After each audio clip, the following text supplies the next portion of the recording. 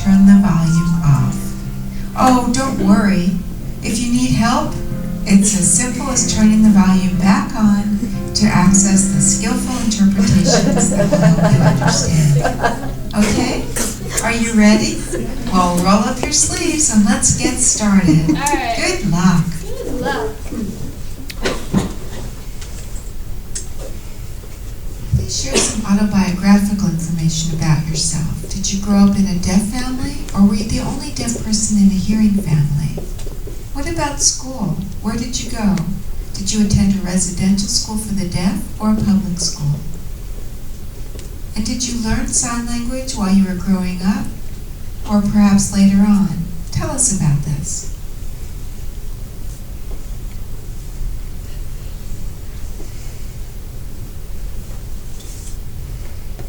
Okay, well, I grew up on the East Coast in New York City.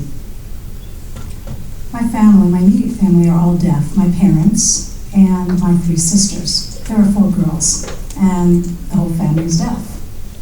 If you look back at my family history, they're all hearing, except on my father's side. He has a deaf brother. He also has another brother who's hard of hearing. And it's funny. My father is second born, but his eldest brother is deaf, then my father is deaf. The third born is hard of hearing, and the last is hearing. Now, whether or not there are other hearing or deaf in his family, we don't know.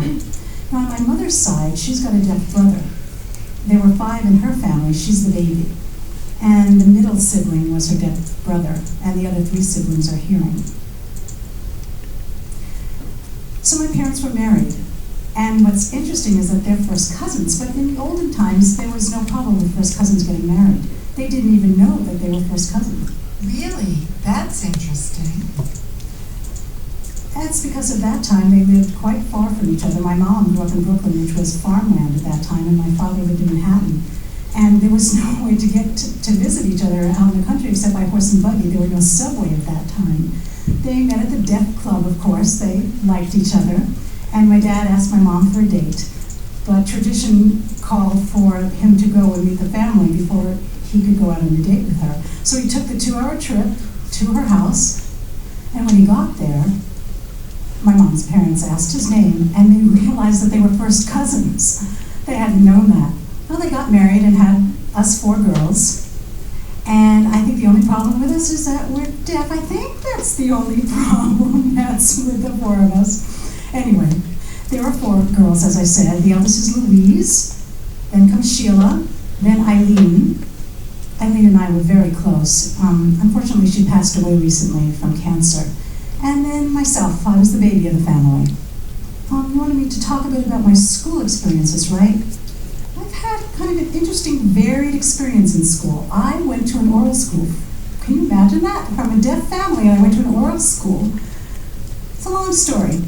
My parents, my mom and dad, both went to Lexington School for the Deaf. They sent my 2 older sisters to Lexington as well. But they weren't happy with my sister's education. I think the administration saw that they were from a deaf family and put them into the slow class. I think primarily based on the fact that they couldn't speak. So my parents were not happy with the education, and they were pulled out and sent to an oral school, a public school. There was a third option called Fanwood School for the Deaf, but at that time it was an all-boys military academy. Lexington School was for the girls, Fanwood was for the boys, and the third option was a day school, it was PS 47, which was an oral school.